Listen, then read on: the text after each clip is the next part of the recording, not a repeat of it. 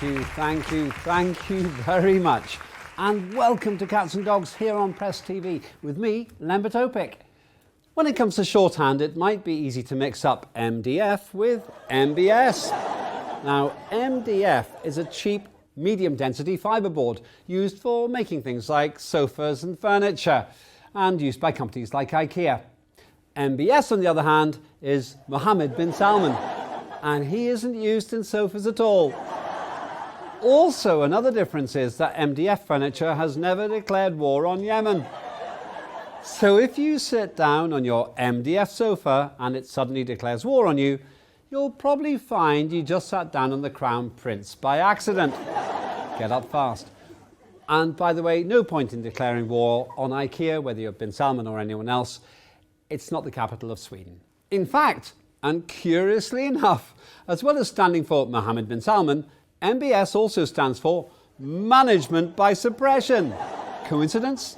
I don't think so. Bin Salman appears to have embraced this approach as his favoured way to rule the Saudi kingdom. And as a result, he's hardly seen a day without clamour or calamity. And if you think that just because you have state-of-the-art weapons, you're entitled to put in prison other princes, intellectuals, writers, activists, billionaires, critics, and female drivers. Why is that funny? You should fire your advisors or read a book about how to govern nicely. And if you think your state-of-the-art weapons mean you can invade the poorest country in the region and win a war, you need to study history. Yes, I know it's boring and not as much fun as buying bombs from America, but the news tells us how that friendly neighbourhood world superpower who sold all these state-of-the-art weapons to you is doing in Iraq. It's leaving after 2 decades with not much more than a whole lot of new enemies, a huge bill and sunburn. As far as MBS is concerned, the Taliban cut and replace Ansarullah, Yemen's fighters who haven't got state-of-the-art weapons, but who seem to have taken the trouble to read that other book called The Art of War. The Saudi Crown Prince also loves fancy developments for his kingdom. So, a few years ago, he formulated, with much fanfare, Vision 2030, an economic roadmap for Saudi Arabia for a decade. But that war in Yemen, started by Riyadh, was a terrible distraction. After 6 years, the kingdom's focus is increasingly on Yemen's retaliatory strikes. We seem to be made up of dozens of homegrown missiles and drones, the modern-day equivalent of stones and mud pies. You'd think state-of-the-art MBS would have wiped the floor with that motley army. But after those 6 years, Saudi has learned that state-of-the-art size isn't everything. And then there's the inconvenient truth that it's easier to build your own country if you aren't blowing up your neighbours. I mean, if you did that to your own neighbour where you live, don't be surprised if they sneak into your garden when you're not looking and turn your bed of roses into a burning bush. Maybe the Ansarullah fighters have their own vision for the next decade, to destroy Saudi oil facilities and infrastructure as a kind of tit-for-tat policy.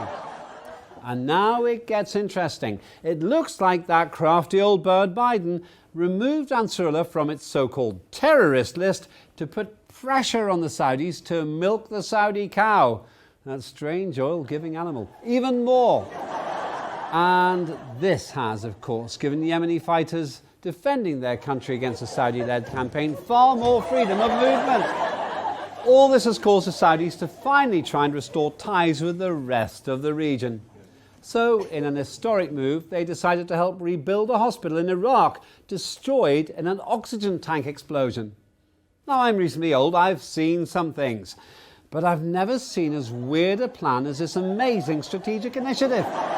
Think about it. The Saudis destroy hospitals in Yemen and then rebuild them in Iraq. This only works if the Saudis are also going to pay the taxi fare for Yemenis to get there.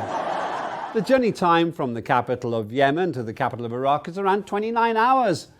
If you survive that car journey, you've probably got better anyway and don't need to go to the hospital in the first place. In yet another historic move, Riyadh has softened its political tone towards Iran.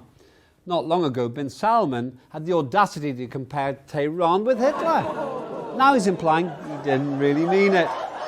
If my neighbour told the world he thought I was like Hitler and then 3 years later told me he was only joking, I'd want to know a little more about this exchange than the clip you're about to hear.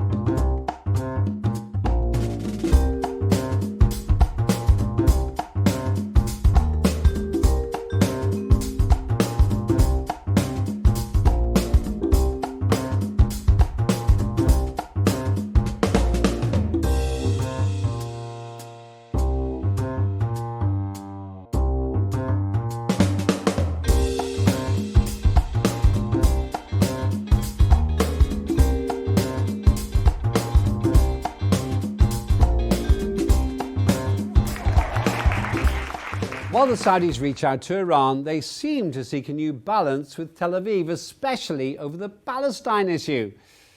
In a eureka moment, the Saudi king came up with his brilliant solution. He said that Riyadh would pray for the wounds of Palestine. Praying?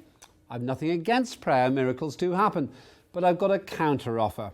The Palestinians can pray for their own wounds while Saudi can do what they did in Iraq and build a hospital, this time without bombing one in Yemen first, please. Saudi Arabia has condemned Israel's illegal actions, but wasn't clear what actions they meant. What illegal actions did they mean? Attacking Gaza without asking permission from the Saudis first? Failing to crush Hamas? Destroying a high-rise building containing an Al Jazeera office? Actually, I suspect Riyadh thinks that last one's okay. All this shows Riyadh really has embraced the American way. After all, the Biden administration blames the Saudis for the Yemen war while helping them fight it. You'd think President Biden would have grown out of such double dealing in the 300 or 400 years he's been in politics. In yet another historic move, King Salman ordered the speedy transfer of Yemeni conjoined twins, named Yusuf and Yasin, to a hospital in the kingdom to get them separated. Fair play, and that's a nice gesture, and I agree with the king that the lives of these twins are very important. But I'd like him to extend the same largesse so that he'll stop bombing thousands of other kids in Yemen. Hey, that's just me, always wanting more. There are some less impressive acts of separation that might not be regarded as quite so attractive.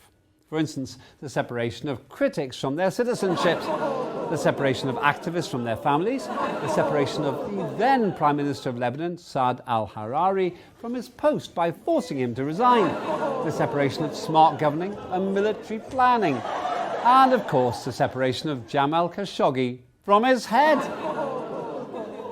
Perhaps the most ambitious part of Vision 2030 is NEOM, a futuristic city planned to incorporate smart city technologies where cars can fly and humans flee.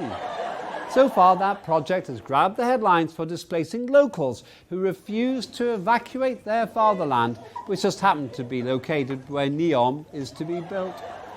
Bin Salman is also trying to improve the cultural image of the kingdom as soon as possible. So, in a new letter of memorandum, Riyadh wants to build links with Greece.